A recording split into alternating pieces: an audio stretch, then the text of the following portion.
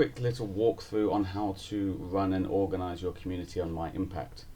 So when you create a community, we'll send you your login details and password. So you click on the link and sign in. It will prompt you to change your password, so I suggest you do so. Once you enter, you'll see this dashboard. So the first thing I'll ask you to do is you click on the settings icon and then go to permissions. Now this here where it says verify members, this is very important. If this is an open community, say for example you're part of a school or an NGO and people will be joining your community freely, then you want to uncheck this verify member. And what that will do, that will give you the access code to that community. So now all you do is you simply share this with all your potential community members and they use this code to gain access. If, however, you are using this community, say in a workplace, you can click verify members, and what that will do is it will only allow access to your community of people who have specific email domains. And I'll come to that in a second. The other option here is users can create teams. So at the moment it's checked on. That means when someone joins the community, they join a team in which they compete with to combine their plastic savings.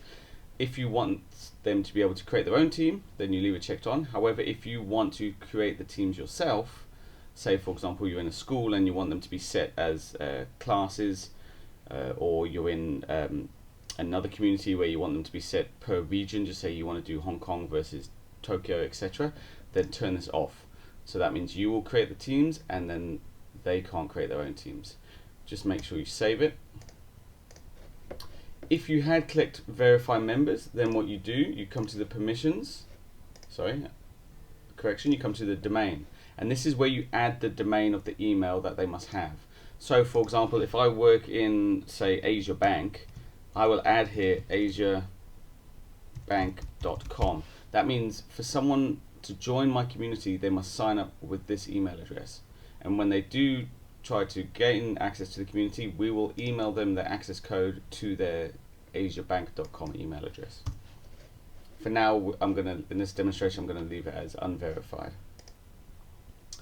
And that's it. So if I come over to the left here, dashboard, this just gives you a summary of your community, how many people are in it, how much plastic you've saved, and if you want to export the data, you can just select the date period and click on these here.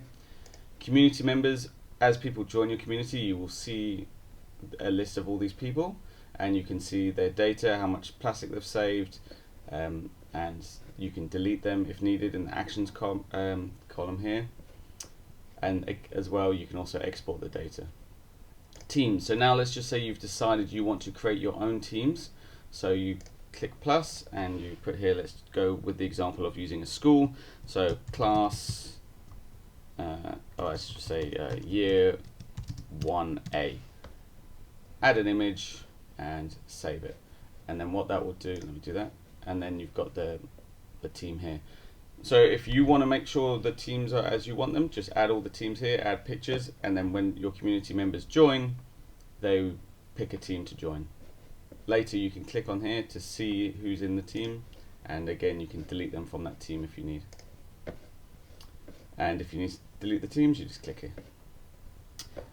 Challenges. Okay, so the whole point of a community is to run a challenge, and let me just delete all these challenges.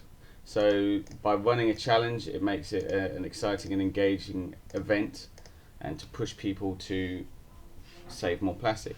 So what you want to do once you've got your community up and running, you give people enough time to join your community, and then you want to run a challenge. So to do that, you click add, put the name of the challenge, so I don't know, January challenge,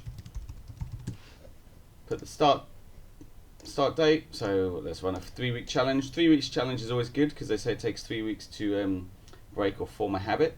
So hopefully at the end of the 3-week challenge, your community members have changed their habits for the better, and also it's not too long to outstay its welcome as well, so it keeps it engaging. So end time there, and then save, and then that will launch the challenge in the community. Finally, news.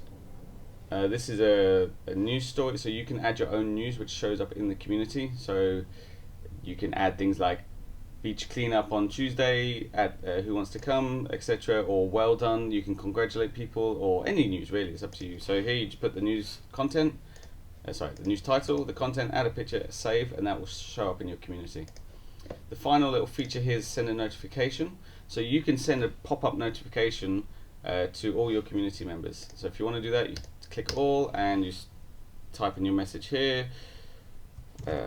Hi everyone, welcome, and then everyone will get a drop-down message. Just stay there, and that's it. That's how you run your community.